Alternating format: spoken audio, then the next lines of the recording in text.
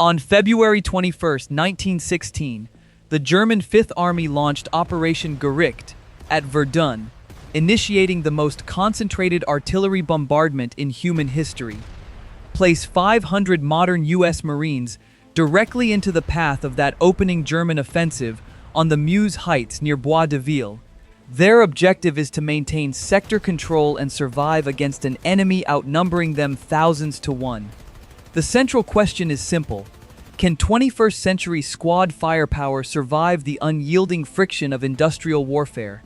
It sounds like an easy win. It isn't. On paper, a modern Marine infantry squad carries vastly superior firepower compared to a 1916 German infantry company.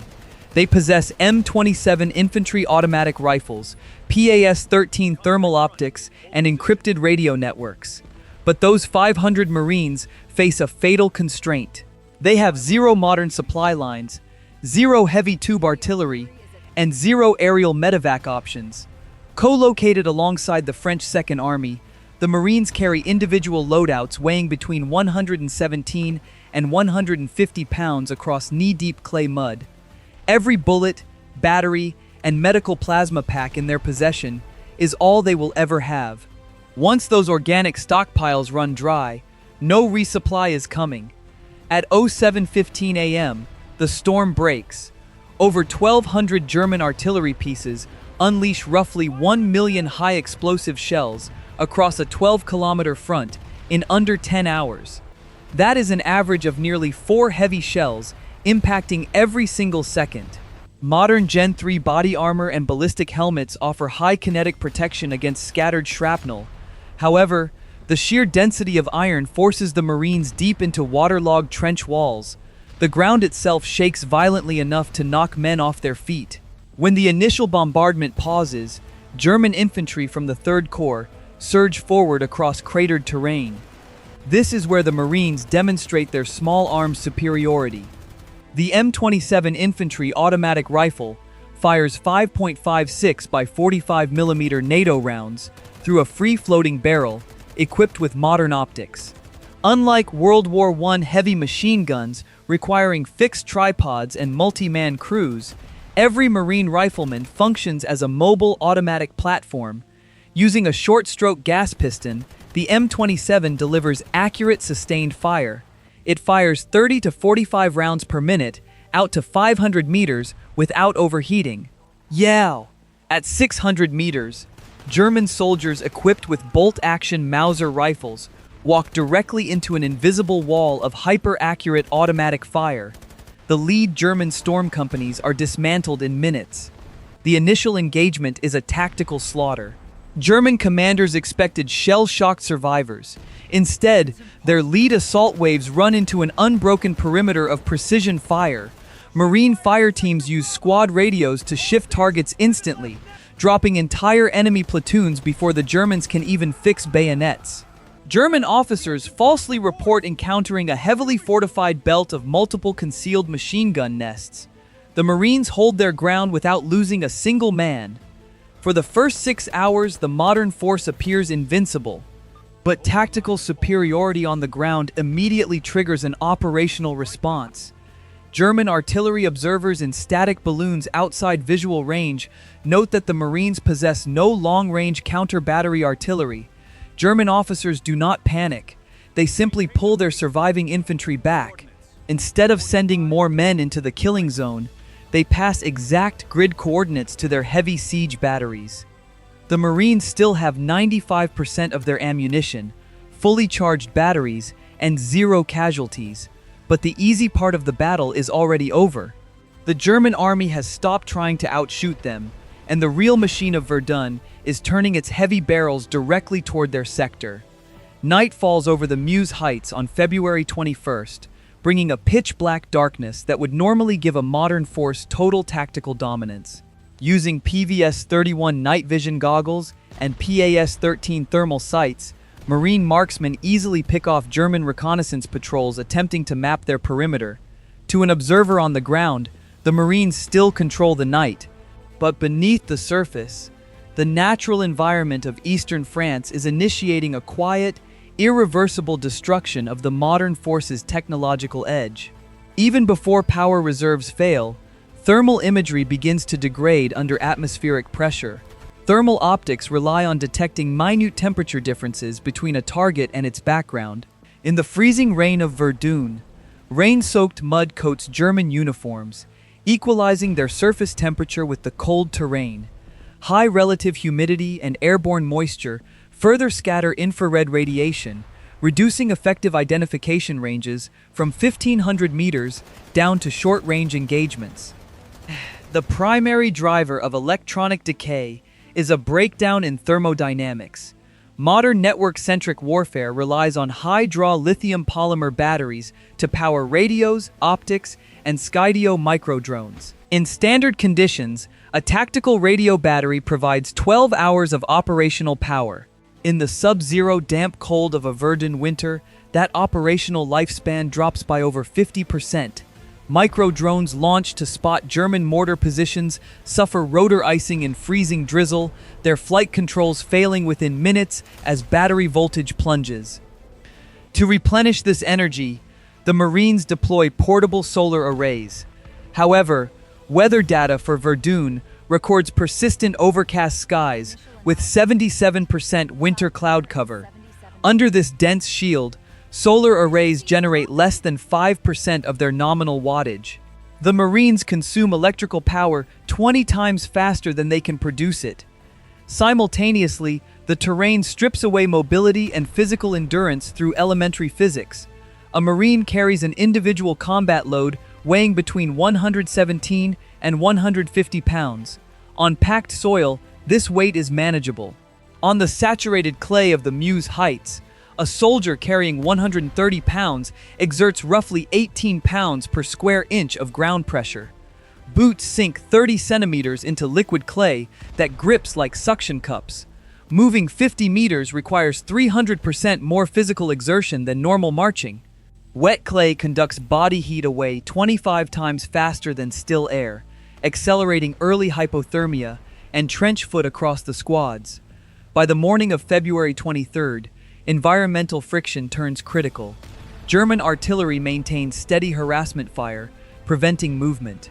Marine fire teams remain immobilized in waterlogged craters, unable to evacuate injured comrades because carrying stretchers through knee-deep clay slows movement to a crawl. Medical supplies begin to degrade, as freeze-dried plasma packs spoil without controlled climate storage. Shrapnel inflicts steady losses, bringing casualties to roughly 8%. German intelligence officers note that radio emissions and micro-drone sightings have completely ceased from the Marine sector. Recognizing that the modern unit is now blind beyond its own trench line, German commanders prepare their next phase. Tactical radios flicker, battery icons flash red, and thermal screens fade to black. The Marines have expended 30% of their organic ammunition repelling light probes, leaving stockpiles near 70%, but their primary tactical multiplier, electronic situational awareness, is dead. By the third day, the most advanced infantry unit on Earth is reduced to a conventional rifle force. Trapped in the mud, they now operate entirely in the dark. By February 24th, the German command structure converts its tactical observations into brutal operational doctrine. Having confirmed that the Marines possess no heavy artillery or air support, German officers abandon infantry assaults entirely. Instead, they register every meter of the Marine sector into pre-mapped artillery grids. Over 1,200 field guns, howitzers, and siege mortars focus their fire onto a narrow band of trenches. German batteries execute methodical creeping barrages, pounding the earth into pulverized dust hour after hour. The Germans do not need to see the Marines to destroy them. They only need to saturate their coordinate box with continuous high explosives. This operational shift exposes a fatal physical and biological limit of modern personal protective gear. Engineered for modern rifle engagements, Gen 3 ceramic body armor protects vital organs against direct kinetic impacts. When an incoming bullet strikes an Asapi plate, the ceramic layer shatters locally. This diffuses kinetic energy before the Kevlar backing catches the projectile. But heavy artillery destroys human life through fluid mechanics and atmospheric pressure rather than simple kinetic penetration. When a heavy shell detonates within 20 meters, the chemical explosion generates a supersonic shockwave. Peak overpressure quickly exceeds 100 pounds per square inch. Ceramic armor plates are acoustically transparent to supersonic pressure waves. As the shockwave strikes the chest, the hard plate remains completely undamaged. However, the energy wave passes through the ceramic barrier with virtually zero resistance, transferring directly into the thoracic cavity. The sudden pressure spike compresses air-filled tissues instantly, tearing delicate pulmonary alveoli and bursting internal blood vessels. This condition, known as blast lung, causes massive internal hemorrhaging and sudden cardiac arrest within seconds. Marines are killed inside their defensive positions without a single piece of shrapnel ever breaching their ballistic vests. Trench walls and crater lips magnify this physical devastation through pressure wave reflection. When a supersonic shockwave enters a narrow earth trench, the blast bounces off hard clay walls. This reflection multiplies peak overpressure and funnels kinetic force directly into any soldier lying inside. Concurrently, heavy shell detonations pulverize soil parapets, burying foxholes and collapsing improvised dugouts.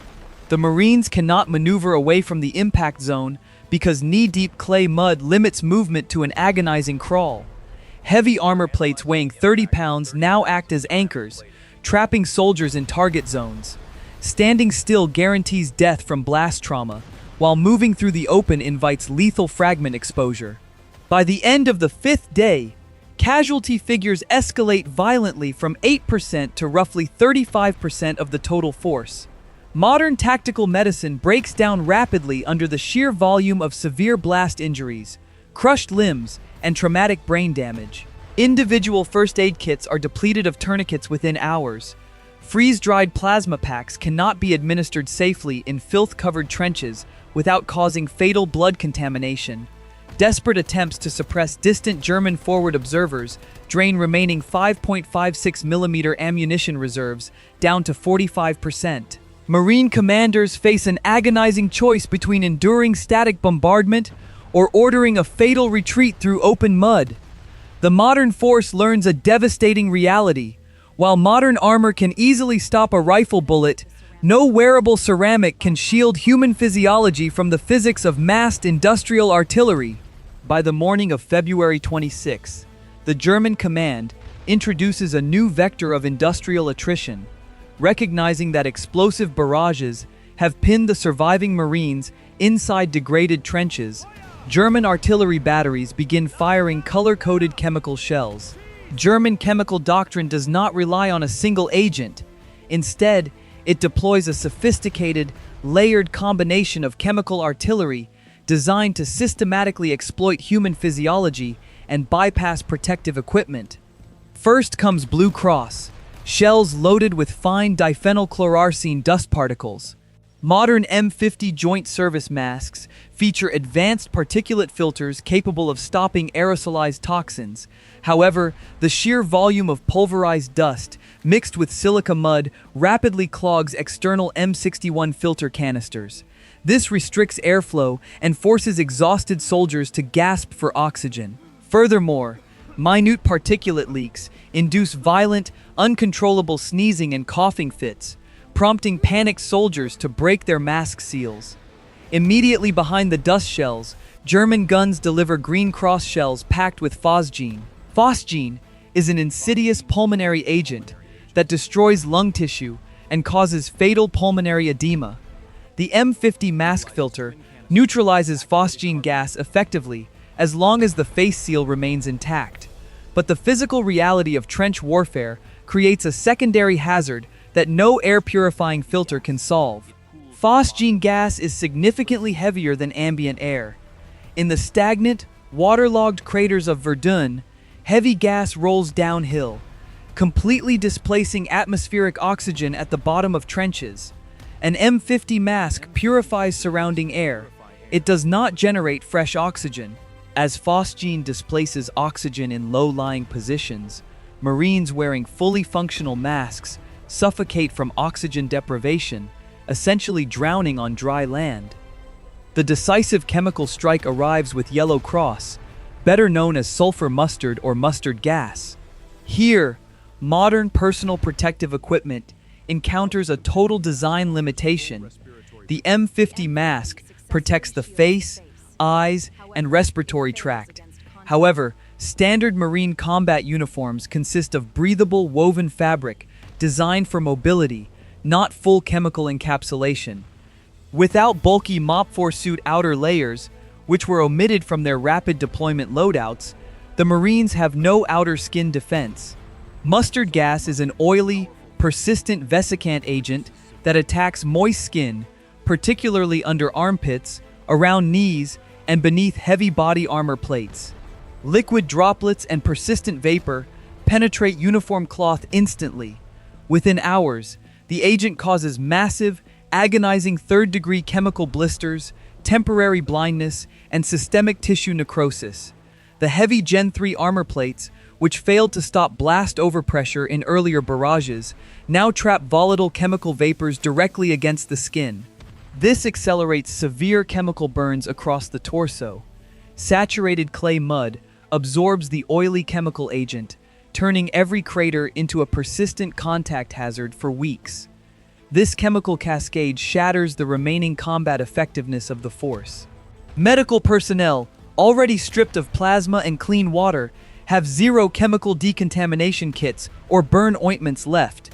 Ammunition reserves plunge to 15% as troops fire blindly into gas clouds at unseen targets. Organic battery reserves are entirely dead, rendering night vision and tactical radios useless. By the 8th day, casualties escalate to roughly 70%. Blinded, blistered, and gasping for oxygen, the surviving Marines are completely immobilized in a poisoned landscape. They are trapped inside a biochemical nightmare their gear was never built to survive. By day 10, the logical end of the stress test arrives through absolute logistical exhaustion.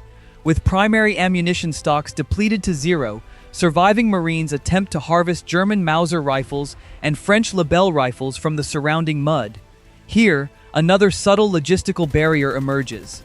Converting a modern infantry force trained on semi-automatic and automatic magazine-fed rifles to century-old bolt-action weapons degrades squad firing tempo by 90%.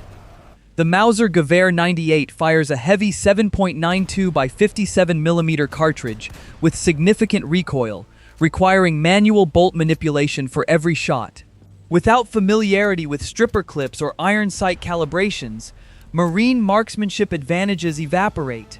Furthermore, handling foul, mud-encrusted enemy weapons with chemically burned, blistered hands proves nearly impossible. Fine silica silt jams open bolt actions, reducing the surviving Marines to single-shot defense. German commanders recognize that the mysterious pocket on the Meuse Heights has ceased firing.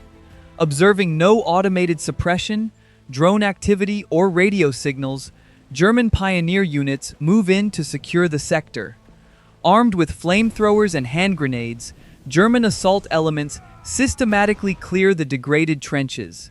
In enclosed dugouts, flame weapons consume remaining ambient oxygen, asphyxiating those who survived previous chemical attacks. The surviving Marines, suffering 95% casualties from blast trauma, gas necrosis, and systemic exposure, can no longer offer coordinated resistance. The modern task force suffers total tactical extinction as a functional military unit within 2 weeks of insertion. From a mission design perspective, the modern force achieves a complete failure rating across all strategic parameters. Holding their assigned sector for 30 days proves impossible without a rotation system. While General Pétain preserved the French Second Army by rotating 75 divisions through the Sacred Way corridor, 500 isolated Marines possess no reserves. They cannot rotate wounded personnel out or bring fresh riflemen in. Once casualties breach 30%, tactical cohesion fractures irrecoverably. This outcome delivers a definitive analytical verdict on time-displaced modern warfare. Modern military capabilities are force multipliers, but a multiplier requires a non-zero base to function. A modern unit operates on a strict finite timer without a constant supply chain. They require millions of 5.56mm rounds, specialized battery chargers, and clean medical plasma. High-tech equipment grants overwhelming small unit lethality during initial contact, but it cannot alter the fundamental mathematics of massed industrial warfare. When 500 soldiers face an enemy backed by 1,200 artillery pieces and an infinite supply railhead, individual technological superiority becomes irrelevant. The German Fifth Army did not defeat the Marines by outshooting them in small unit combat. They defeated them through industrial saturation, atmospheric displacement, and logistical isolation. Modern body armor cannot stop supersonic pressure waves from bursting pulmonary tissues. Modern gas masks cannot generate oxygen inside phosgene-soaked trenches. Modern solar panels cannot harvest energy from sunless winter skies. Ultimately, the scenario proves that modern military doctrine is inextricably tied to its supporting infrastructure. Strip away the industrial backbone of air superiority, satellite communications, and continuous resupply. Even the most advanced fighting force in history succumbs to the brutal mechanics of 1916. Technology accelerates combat tempo, but industrial warfare ultimately rewards scale, endurance, and logistical depth. In the mud of Verdun, 500 Marines did not fight a battle against soldiers. They fought a battle against an industrial machine, and the machine always wins.